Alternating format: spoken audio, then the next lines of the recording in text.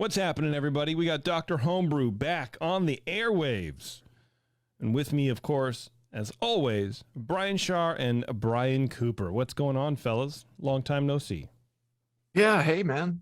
Well, I didn't see you at the Spring Brews Fest, but No, I was at home.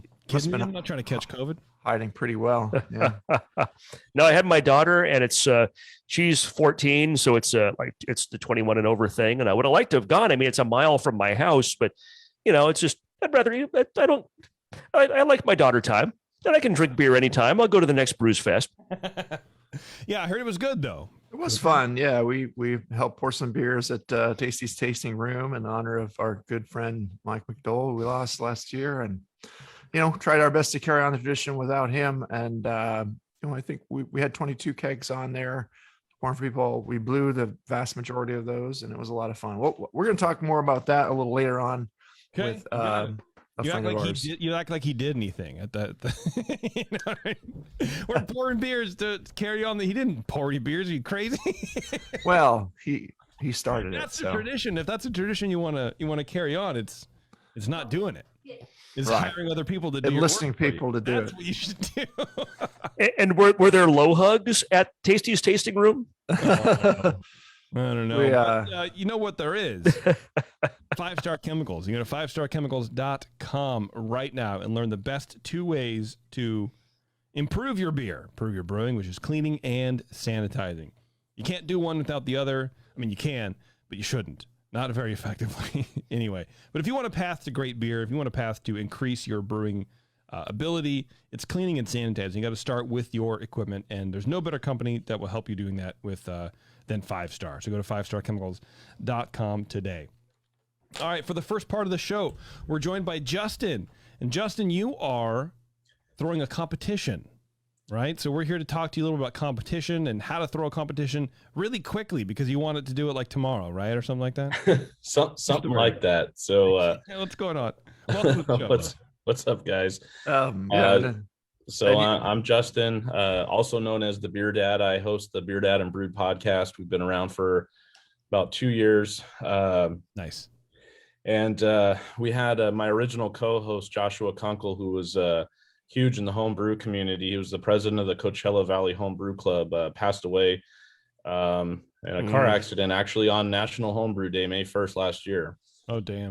Sorry to hear that. Terrible to hear and, that. He was a close friend of mine, prior to the podcast, and we really started getting things done. We started traveling and going to a bunch of breweries, and we were just having a great time. And he passed away unexpectedly, and I didn't know what to do from there. And his family said that it was the time of his life, and they wanted me to continue the podcast. So, with someone that had been on the show before, kind of sliding into his position, and we just keep it going on in his memory and doing the things that we were already doing, talking about craft beer and home brewing. And if you ever listen to our show, it's like basically a bottle share. And either we're at a brewery talking to the owner of the brewery and sharing their beers, or we're sharing home brew. It just depends on what week and what we're doing.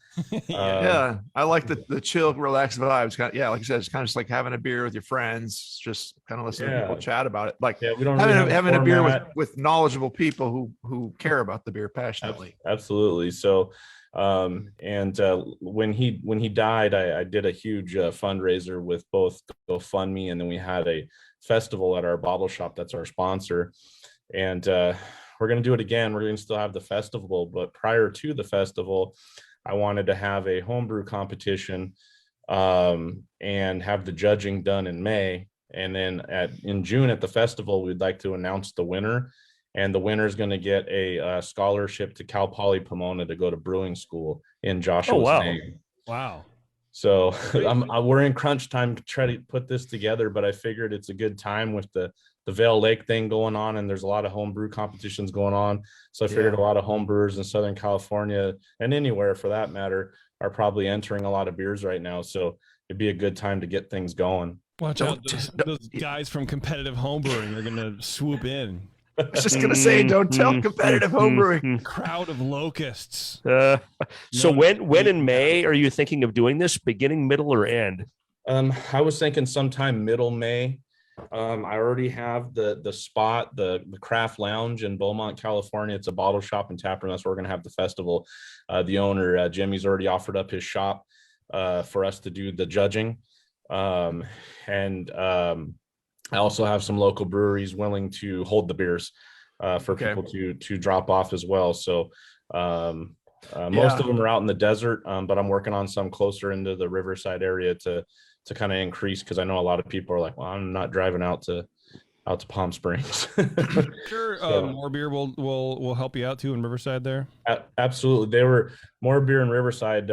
Shout out to them, because the last Kunklefest, we had a silent auction, and they donated a huge prize for the silent auction. We had, I think it was 2 torpedo kegs, a $150 gift card, and some other doodads. So we had that during the silent auction, and so that was really successful. Like I said, we raised $26,000 for his family during. Really, $26,000.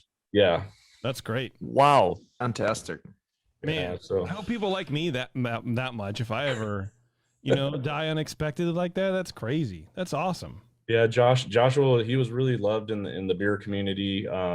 He's been around. He never went pro, although he had been threatened many times. And the unfortunate thing is he was about to go pro. A lot of people don't know. He was the day that he died was the day he was driving up to Santa Rosa to move in with his fiance, and he may or may have not been looking to start in the pro profession in the Santa Rosa area. Oh man. And he didn't make it. So he never got to go pro, although his recipes have been made by several breweries. He's won several competitions. And then in fact, when he died, all the breweries in the desert, including a couple in Riverside County and the Inland Empire, they came to me and asked for some of his recipes, and they all made tribute beers to him. So that was kind of cool. And then this year we're probably going to have a couple breweries make some of his recipes as well. Yeah.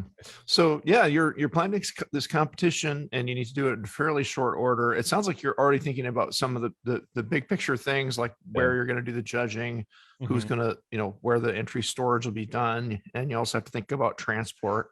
You have to, if assuming you're the organizer, you need to decide how many bottles or cans per entry you need, and then multiply that by your entry cap if you have one. Right.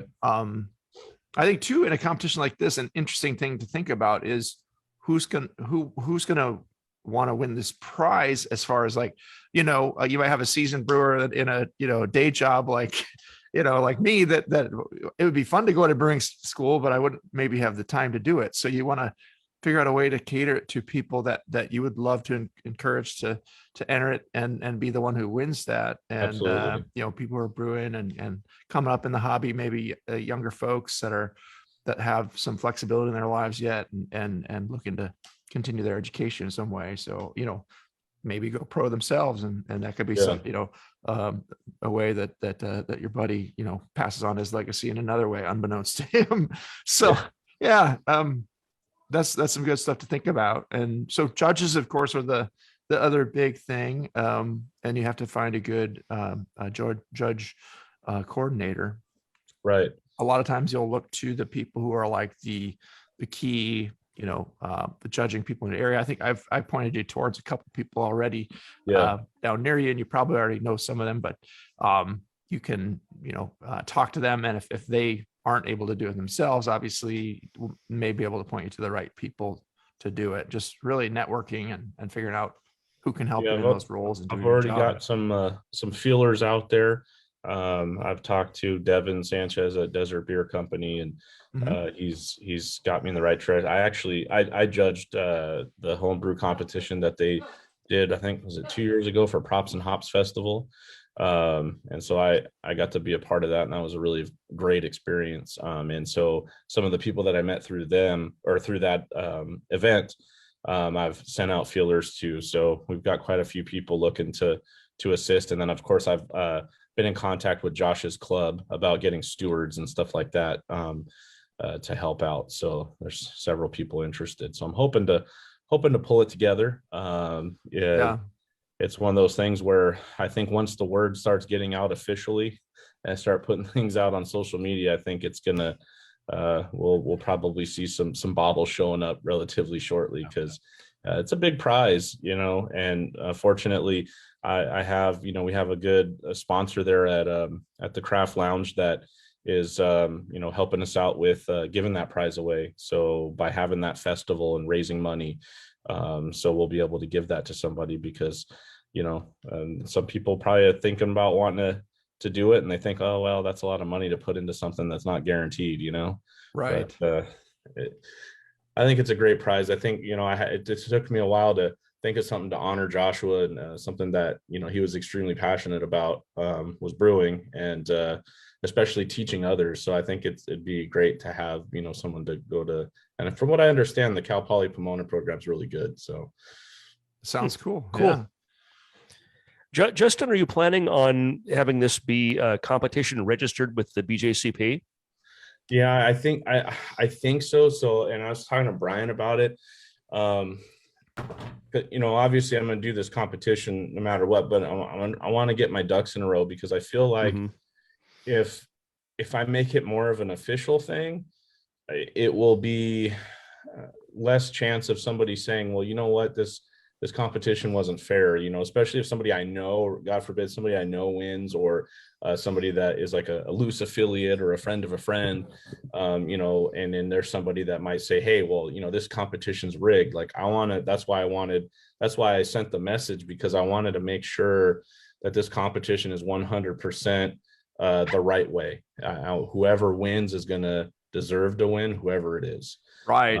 Yeah. So, if you start on the competition center on the beer judge certification program, you can run your competition that way without having it be BJCP certified. But if you get it certified and you follow to the letter of the law of their rules, it's, even if it was someone that you knew that won, you would still be able to say that it was done fairly, and that the judging was all blind. The judges did not have any knowledge of the entries or entrance, just other than being presented as such and such style.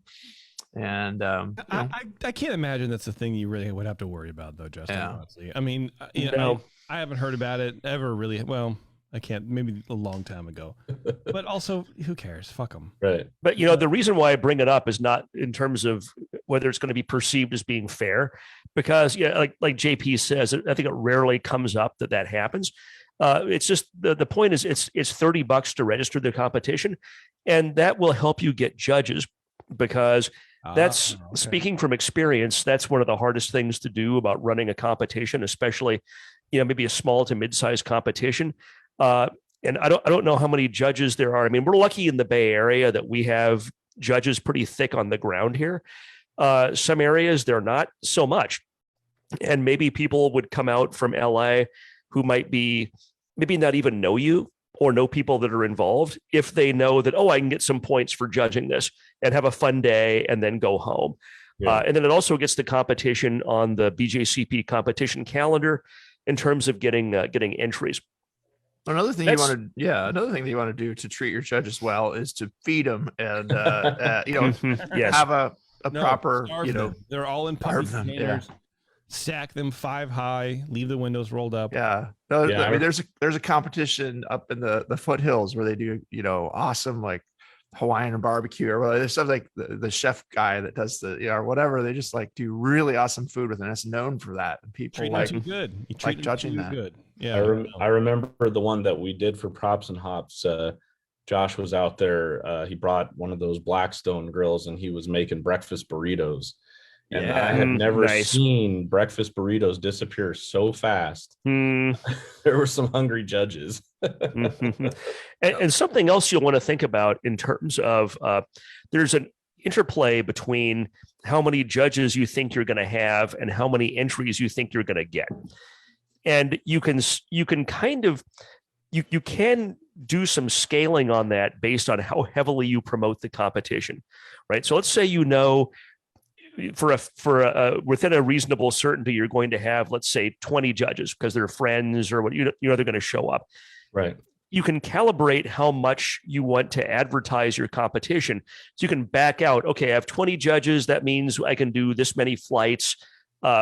they can handle this many. With a month and a half, 2 months to go, you don't really have time to mess around with prelims, right? Probably you're going to have entries coming in 4 to 6 weeks, and people aren't going to have a chance to brew for this unless they brew something that can ferment out fast. You might get some pale ales and things like that, but people aren't going to be able to brew some of the big styles in time for the competition. They'll have to kind of pull what's in their library or brew something lighter more quickly. The risk that you run, and my homebrew club did a small competition for a while, and that was one of the early factors that happened for us. Is like, well, we have this many judges. How widely do we want to advertise this? Because if we end up getting 300 entries, we won't have the manpower to be able to judge those and get it done. Right. So you might want to think about having an entry cap just to keep it. Especially if it is your first time doing it, you have maybe a limited judge pool, and you want to, limit it to the people that would really be able to use that prize, maybe somehow. Think about all that and how to do that. When is the time to set a cap? I mean, if if we're coming up on, let's say, 3 weeks to the entry deadline, and you have 10 judges and no more coming in, you're like, well, then I should set the cap, or what is that? When does that happen? Because I imagine you, like you said, you want to make sure you don't have 3 judges and 400 entries. I mean, a lot of times you're trying to encourage judges to come in and they're registering as your entries are filling up. So, if you get behind, I mean, a lot of people just set the entry cap up ahead of time, and they go, well, okay, I can probably get about 24 judges for this competition and have them judge X number of flights each. I can judge this many beers and not have them have to have 12 in a flight or something, just to keep it reasonable, like 7 or 8 a flight or something like that. Keep your judges happy, give them a break with some food, and get it all done. But it's there's a little calculus, and there's a little kind of hope and pray kind of stuff too. Like, well, sometimes it is harder to find judges, but like I said, if you do a good job getting the word out, and we can help you with that too, as we know a lot of judges up here. Some of them are willing to travel. Some judges are retired and really just enjoy going around judging different competitions wherever they can, and we're happy that competitions are coming back. So it's just gonna be hopefully definitely missed all that with all the pandemic stuff, getting out to all these events and stuff like that. I know a lot of the people down here are really looking forward to Vail Lake. And that's we wanted to go, my new co-host and I, but we're so busy this month in April with stuff that we have going on. We're actually going to Miami, Florida for Irie Kunklefest at Tripping Animals Brewing. Wow. What is that? It's their yearly anniversary beer fest that they have. It's like jungle themed, and they have 30 to 40 breweries and all you can drink all day kind of thing. Wow. But jeez. we're going out there to do some shows with some of the breweries, and then go to the festival. So should be fun. Nice. That sounds great, man. Some competitions here are opening back up that haven't been on in a while, where I'll be judging the World Cup of Beer finals next week. So that should be, it's nice to have that one back. The quality of entries is really good. They judge that one at Faction and Alameda there. So I love that brewery. Yeah, it's you just look over the bay, and it's just it's beautiful. That's one of my favorite breweries that I've ever been to, like bar none. And I've been to a lot, and I always tell everybody the view is just ridiculous, and then the beer is just as ridiculous. Like they're a great brewery, great people. I remember because actually my aunt and uncle live in Alameda, and I was up there for work in Sacramento, and I got the weekend off, went and visited, and he goes, let's go to some breweries. I'm like, yeah, breweries here on the island. And I remembered Almanac was there, and I was like, well, go see, maybe we go there. And he's like, no, we're gonna go over to Faction. And so he took me over there, and I just remember oh my gosh, look at this view, this is crazy. And I fell in love with it, and had the Anomaly Milk Stout, which was one of my favorite beers that they make, and several different IPAs that I really enjoyed. And after that, I was like, I'm hooked. And so now I have my aunt send me down some every once in a while. Go. Nice. Yeah. Do. Oh, well, Faction too. So we had a co-host early on in our show who who also passed away.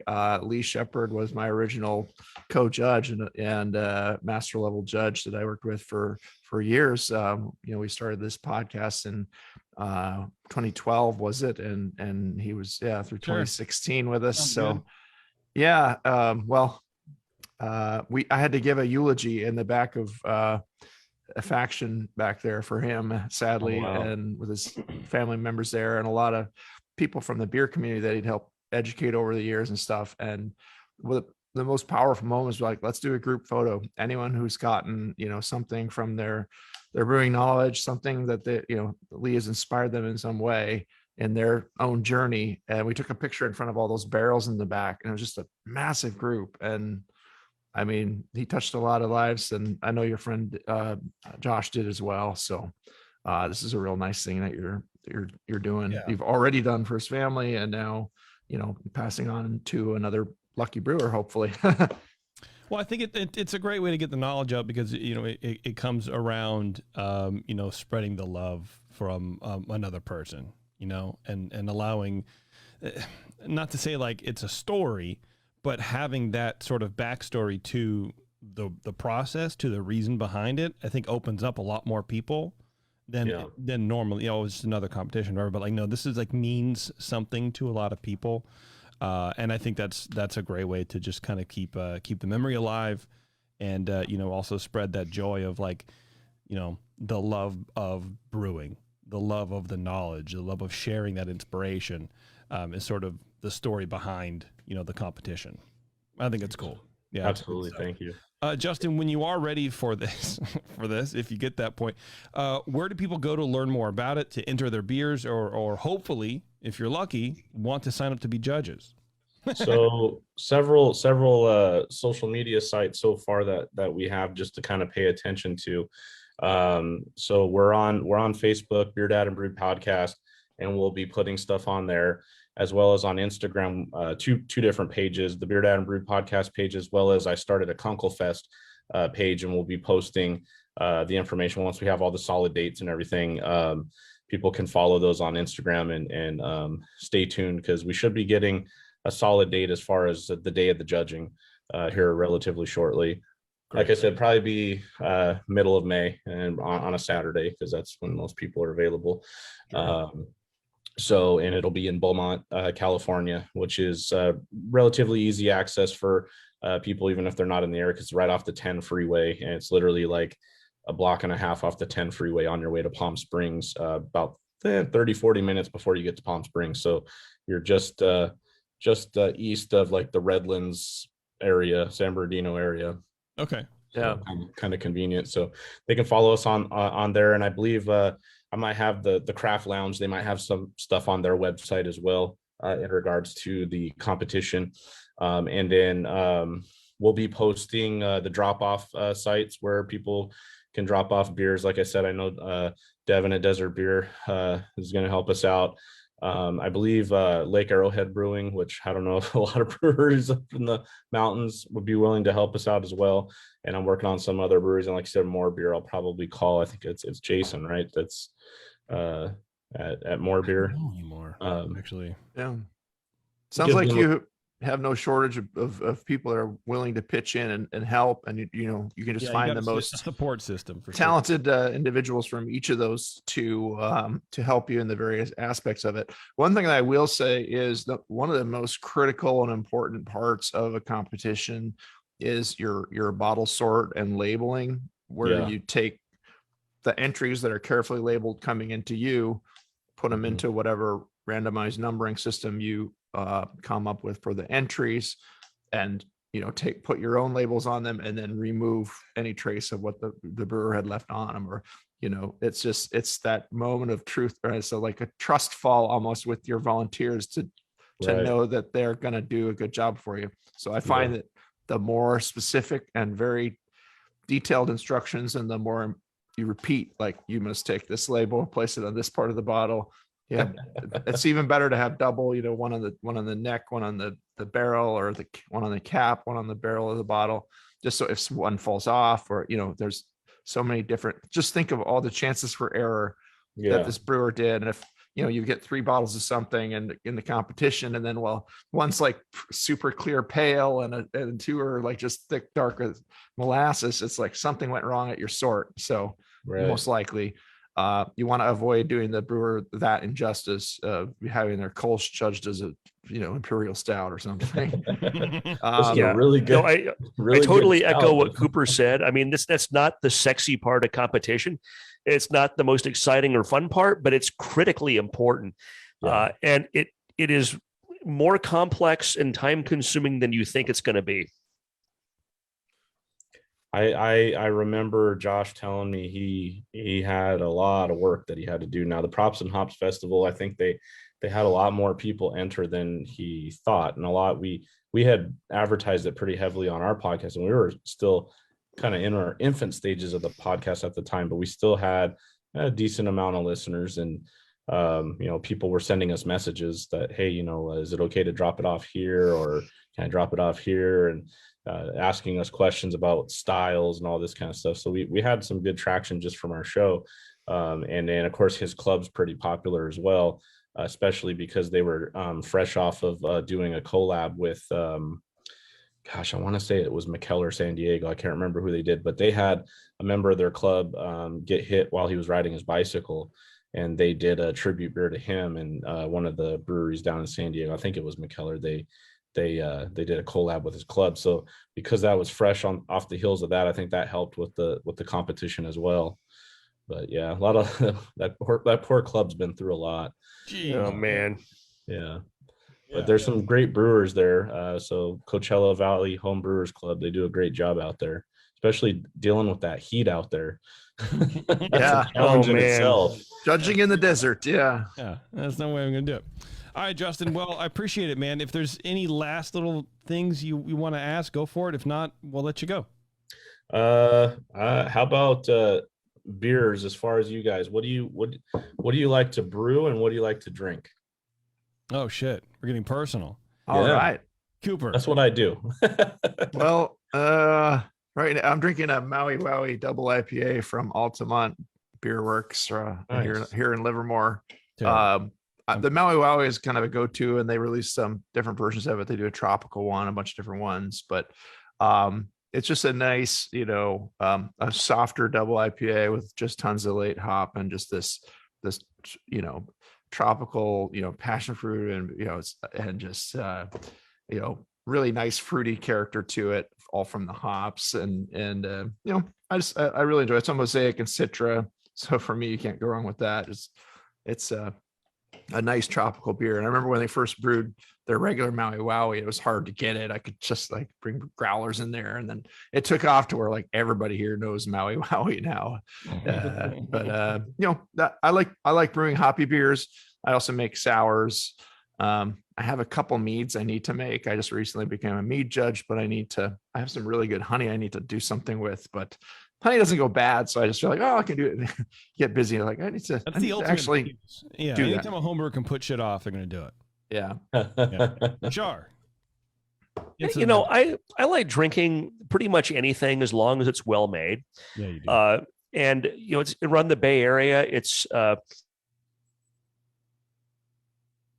damn, he froze. The boy froze.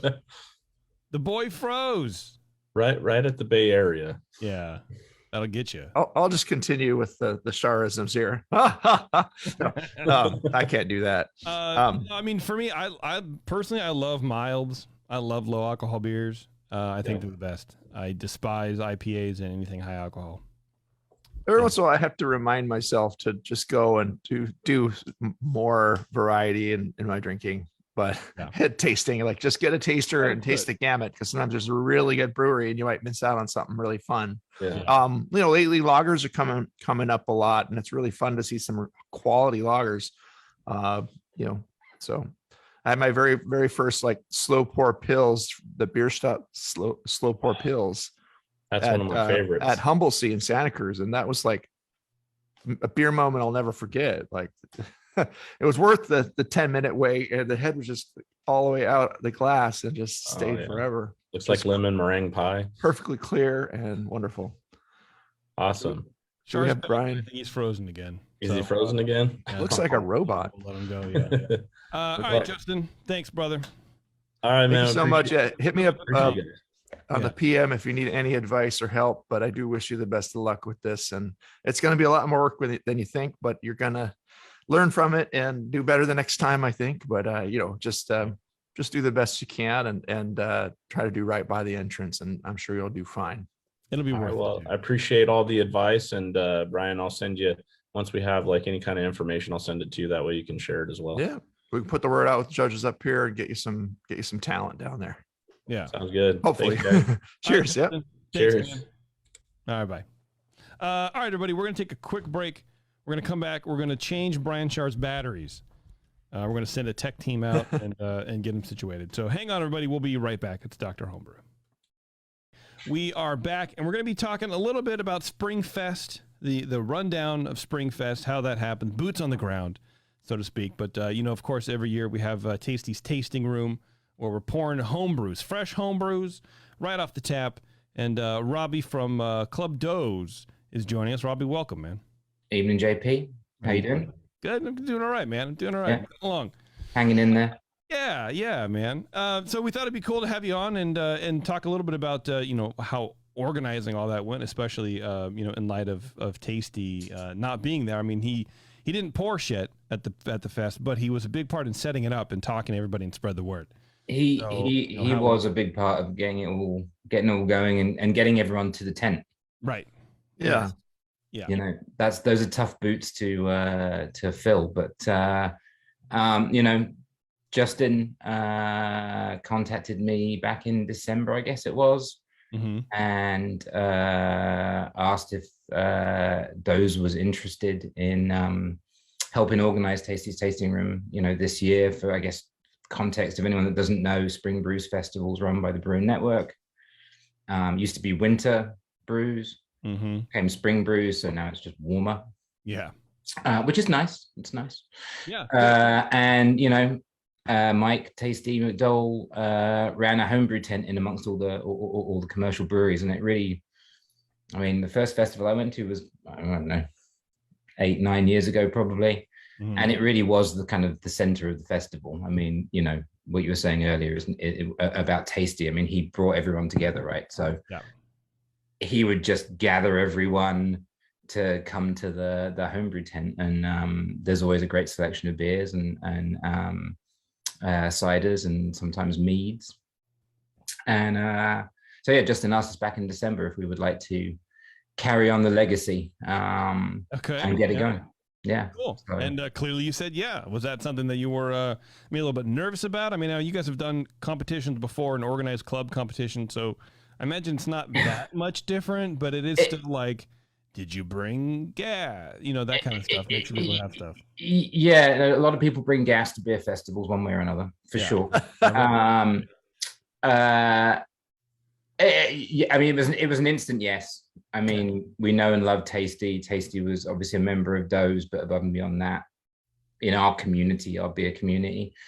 So it was a no-brainer to just say yes right off the bat. Sure. Organizing these things is difficult, and I for one totally forgot that we've not really done this for 2 years.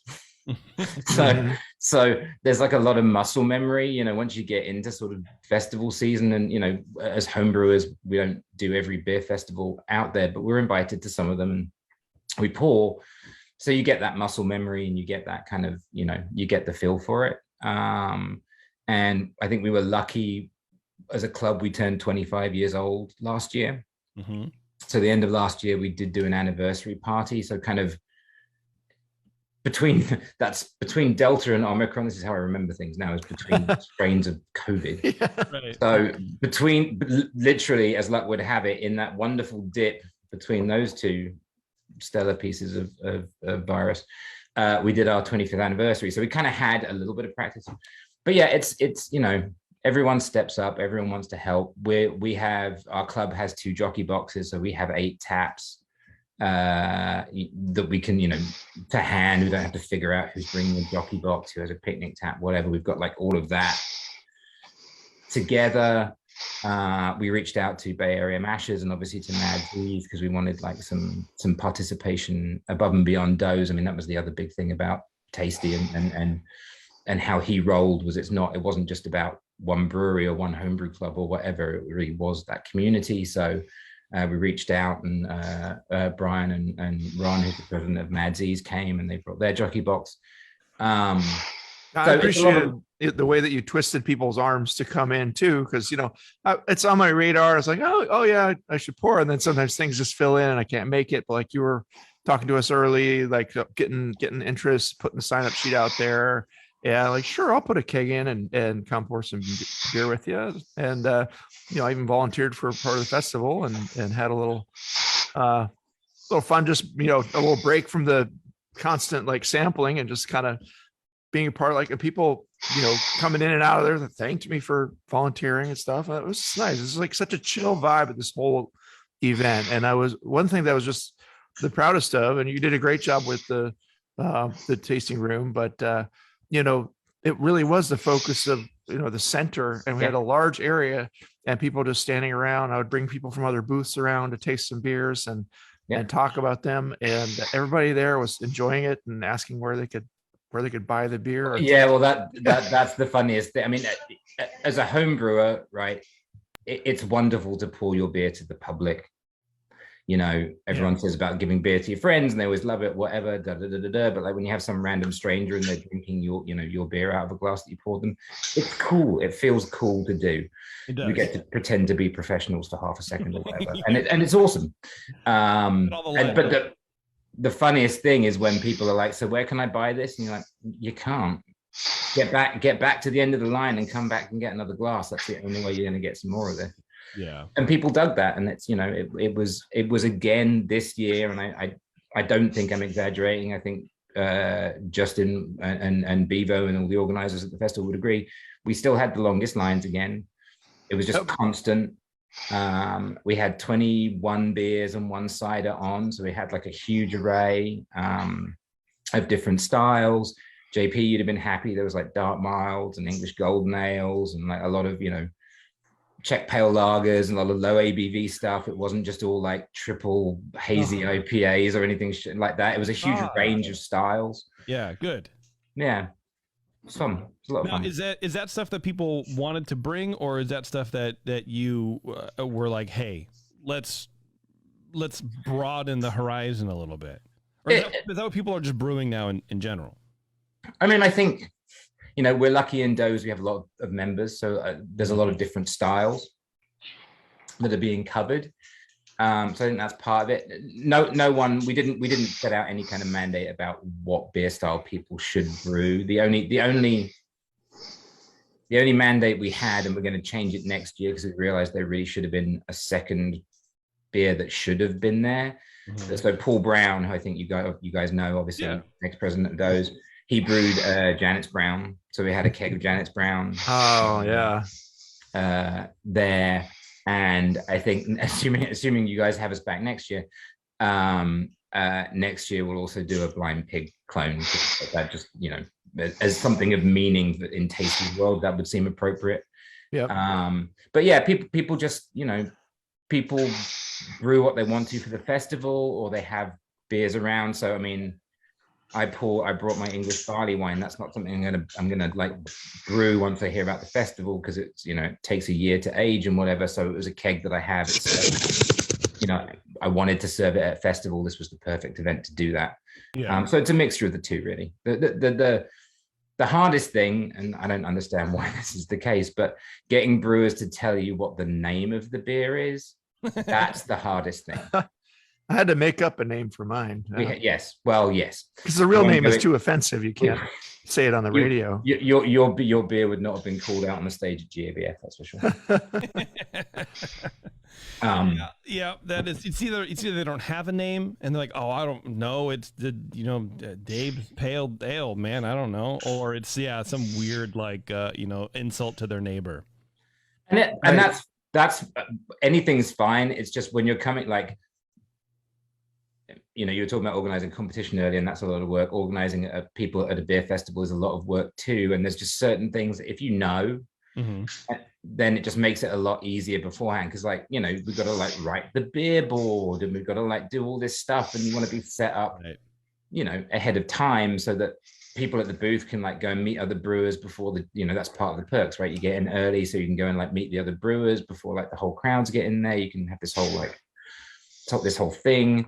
So you just want to be, you know, you want to be on top of it and you want to be organized. And I think, you know, again, we're a little bit rusty because of the pandemic, but you know, that said, I think actually everything went pretty smoothly and we were like ready on time. And you know, you always have like jockey boxes never work properly. That's just a really don't, those kind of just it's a pain in the ass to pour beer properly. We had one that was pouring really foamy. Sorry about that. That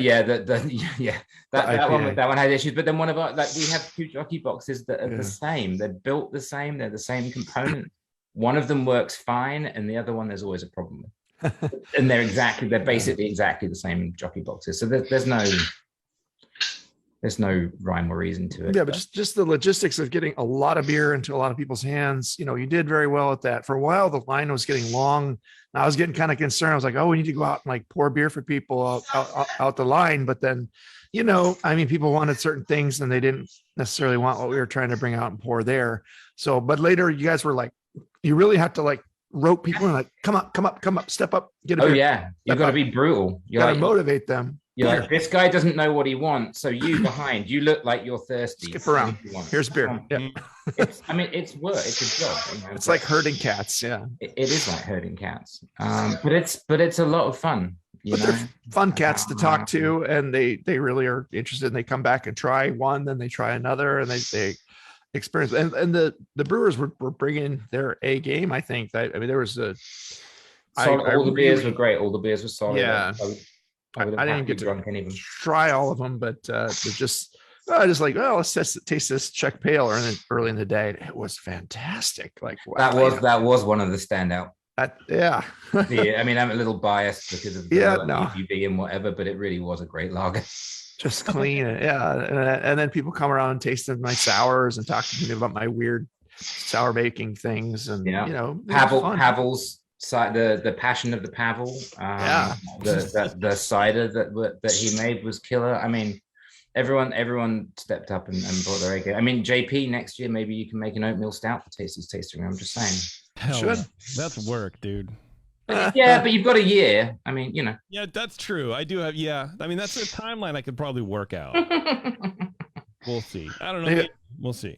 You have a machine that can make the beer for you. You just push a button. Yeah. But it'll take you a year to come up with the name, so that's the problem. Well, JP's oatmeal stout. Like I brewed it on Jamil's pilot system a couple months ago, and by brewed I mean showed up for an hour. Right. And Jamil's like, "What do you want to call it?" I'm like, "I don't know, JP's oatmeal stout." It's like, okay, there you go. It's not really a sales name, but whatever.